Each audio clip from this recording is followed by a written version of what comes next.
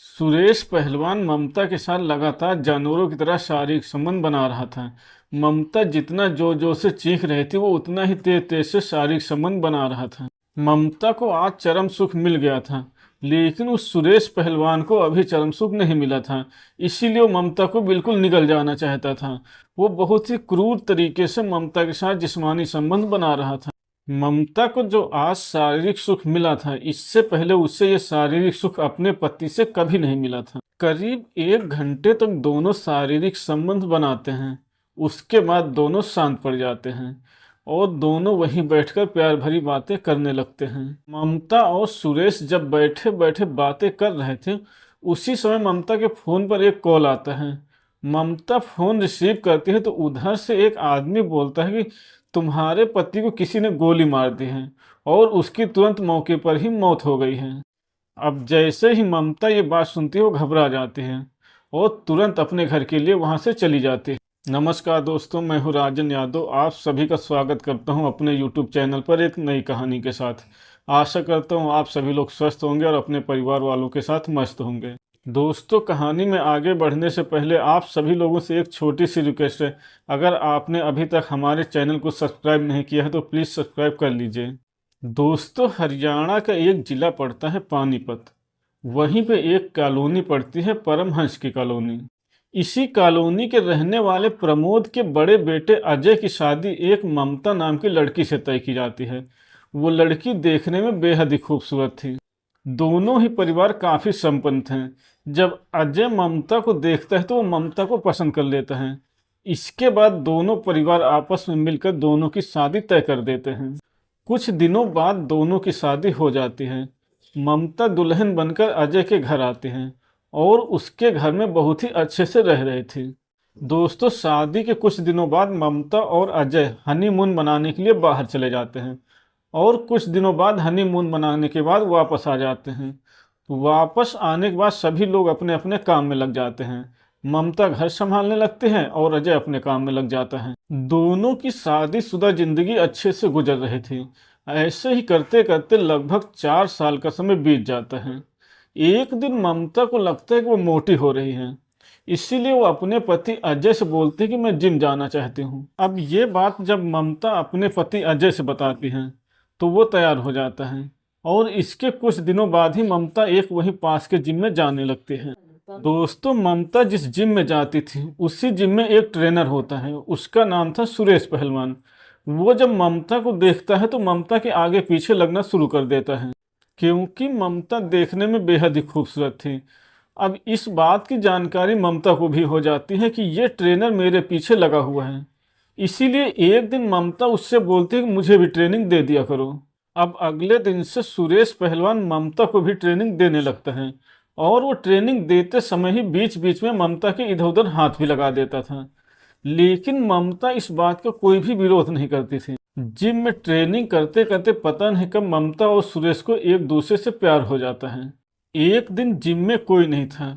Gym में केवल ममता और सुरेश थे। तभी ममता बाथरूम में चली जाती है और बाथरूम का गेट उसने खुला छोड़ दिया था। जब ये देखता है सुरेश की जिम में कोई नहीं है, तभी सुरेश ममता के बाथरूम में चला जाता है और जैसे ही ममता के बाथरूम का दरवाजा खोलता है वो देखता है कि ममता बिल्कुल निर्वस्त्र खड़ी थी। ये देखने के बाद सुरेश बिल्कुल पागल हो जाता है। ममता को बिना कपड़ों के देखने के बाद सुरेश उस पर जानवरों की तरह टूट पड़ता है और उसके साथ शारीरिक संबंध बनाने लगता है।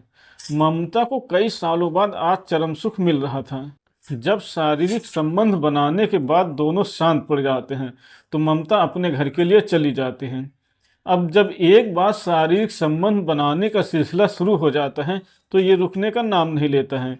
इसके बाद जब भी इन दोनों को मौका मिलता था ये लोग शारीरिक संबंध बनाने लगते थे।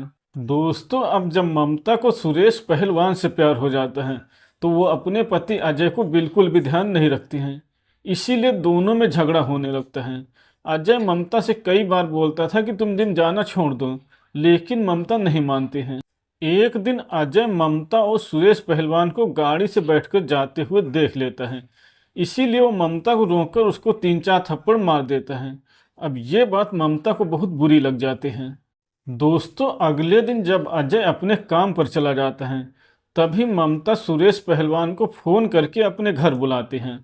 थोड़ी ही देर में सुरेश पहलवान उसके घर आ जाता है और घर आने के बाद दोनों पहले शारीरिक संबंध बनाते हैं। उसके बाद ममता सुरेश से बोलती है कि अजय हमारे प्यार में रोड़ा बना हुआ है, इसीलिए अजय को रास्ते से हटाना हो। ममता सुरेश से बोलती है कि अजय हमारे रास्ते से हटेगा तभी हम लोग शादी कर पाएंगे।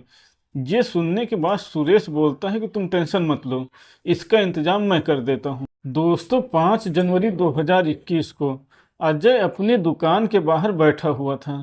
तभी एक तेज रफ्तार ट्रक आता है और अजय को टक्कर मार देता है। इसके बाद पास पड़ोस के लोग अजय को अस्पताल ले जाते हैं और उसके पास के लोग उस ट्रक ड्राइवर को पकड़कर पुलिस के हवाले कर देते हैं। लगभग 2 महीने अस्पताल में इलाज कराने के बाद एक दिन अजय अपने घर वापस आ जाता है। दोस्तों कुछ दिनों बाद वो ट्रक ड्राइवर भी जेल से छूट जाता है और वापस आने के बाद वो अजय के घर आता है। अजय के घर आने के बाद वो अजय से बोलता है कि तुम मेरा केस वापस ले लो, लेकिन अजय बिल्कुल भी इसके लिए तैयार नहीं था। दोस्तों अजय बोलता है कि इस बंदे ने मेरे ऊपर ट्रक चढ़ाया और मेरी बीवी इसी का पक्ष ले रही है। दोस्तों 1 अप्रैल 2021 को अजय अपने घर पे अकेला था। तभी वो ट्रक ड्राइवर आता है वहां पर और अजय के ऊपर फायरिंग करना शुरू कर देता है। वो अजय को लगभग 6 गोलियां मारता है। गोलियों की आवाज़ सुनने के बाद वहां के पास पड़ोस के लोग इकट्ठा हो जाते हैं। वो देखते कि अजय की मौत हो गई है। इसके बाद वो लोग उस ट्रक ड्राइवर को पकड़ लेते हैं और उसे पुलिस के हवाले कर देते हैं। दोस्तों इस घटना के करीब 3 साल बाद 10 मार्च 2024 को पानीपत के एसपी के पास एक मैसेज आता है और उस मैसेज में लिखा था कि अजय की हत्या में उसके घर के लोग भी शामिल हैं। दोस्तों इस मैसेज को पढ़ने के बाद पानीपत के एसपी अजय के केस को दोबारा से खुलवाते हैं और सबसे पहले उस ट्रक ड्राइवर के मोबाइल की कॉल डिटेल निकलवाई जाती है। तो उससे पता चलता है कि वो ट्रक ड्राइवर सुरेश पहलवान और ममता से लगातार संपर्क में था। दोस्तों इसके बाद पुलिस सबसे पहले उस सुरेश पहलवान को गिरफ्तार करती है और उसे थाने ले जाकर सख्ती से उससे पूछताछ करती है।